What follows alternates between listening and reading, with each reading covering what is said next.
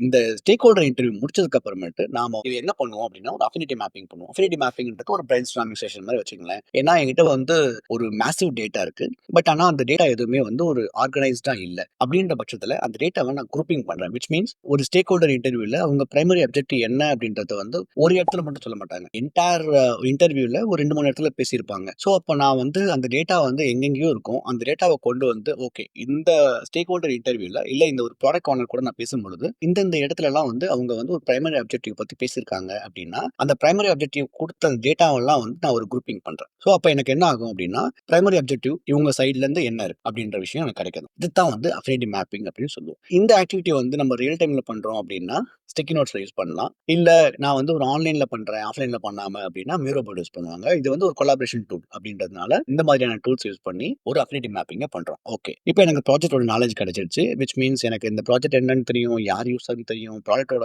Goals என்னன்னு தெரியும், அவங்களுக்கு எக்ஸிஸ்டிங்கா இருக்க பெயின் பாயிண்ட்ஸ் என்னன்னு தெரியும். இந்த ப்ராடக்ட் வந்து ஆல்ரெடி மார்க்கெட்ல அவைலபிளா இருக்கா? இல்ல ஒரு புது ப்ராடக்ட்டா? ஏன் இந்த ப்ராடக்ட் பண்றாங்க? இவங்களோட பட்ஜெட் என்ன? இதுக்கு உண்டான டைம்லைன் என்ன? இந்த மாதிரியான விஷயங்கள் எல்லாமே எனக்கு கிடைச்சிருச்சு. ஓகே. இத வந்து நம்ம வந்து ஒரு ப்ராஜெக்ட் கிக் ஆஃப் அப்படின்னு நம்ம சொல்லலாம்.